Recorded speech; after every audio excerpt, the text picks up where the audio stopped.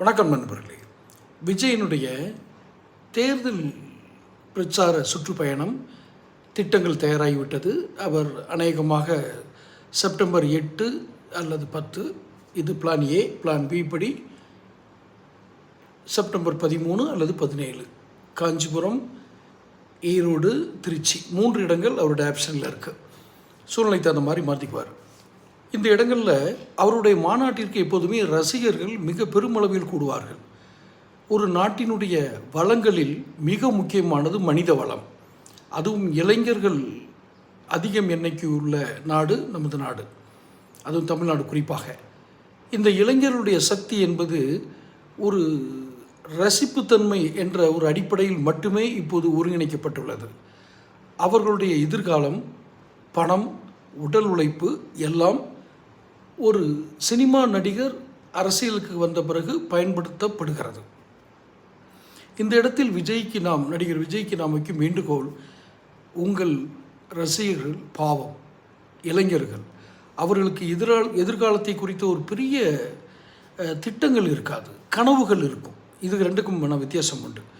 கனவுகளை திட்டமிட்டு நிறைவேற்றும் அந்த உத்திகளை அவர்கள் அறிந்திருக்க மாட்டார்கள். அவர்கள் பாவம். அவர்கள் எங்கோ செல்ல வேண்டியவர்கள் உங்கள் பின்னால் வந்து விட்டார்கள். அதற்காக நீங்கள் தவறாக வழி நடத்துகிறீர்கள் என்று நான் சொல்லவில்லை. உங்கள் அரசியல் வழிகாட்டிகள் தவறாக நடத்தினால் ஒட்டுமொத்த ரசிகர்களும் பலியாகி விடுவார்கள். எதற்கு? வாழ்க்கை பலியாகும். உங்கள் மீது மிகப்பெரிய பழி வந்து சுமக்கும்.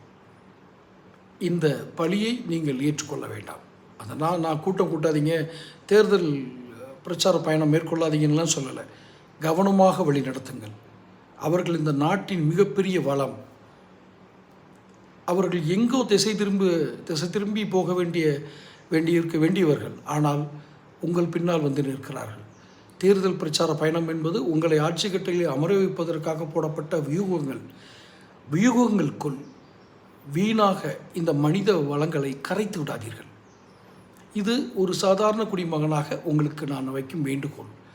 விஜயின் ரசிகர்கள் இதை ஏற்பார்களா இல்லையா தெரியாது. ஆனால் அவர்களை அறியாமலேயே அவர்கள் கரைந்து கொண்டிருக்கிறார்கள். உழைப்பை கரைத்து கொண்டிருக்கிறார்கள். பணத்தை செலவழிக்கிறார்கள். உங்களுக்கு யார் பணம் செலவு செய்வது என்பதை குறித்து பல கேள்விகள் எழுப்பிவிட்டேன். அது நீங்கள் சொல்லாமல் போகலாம். அது உங்களுடைய சொந்த கட்சி பிரச்சனை. ஆனால் இந்த இளைஞர்களின் உடல் உழைப்பு, பணம், வலிமை எல்லாம் உங்களுக்கு பின்னால் வந்து கொண்டு இருக்கிறது. கவனமாக கையாளுங்கள், வழி நடத்துங்கள். மேலும் பேசலாம். சேனலை சப்ஸ்கிரைப் பண்ணுங்கள், நோட்டிஃபிகேஷன் பில் பதிவு பண்ணுங்கள்.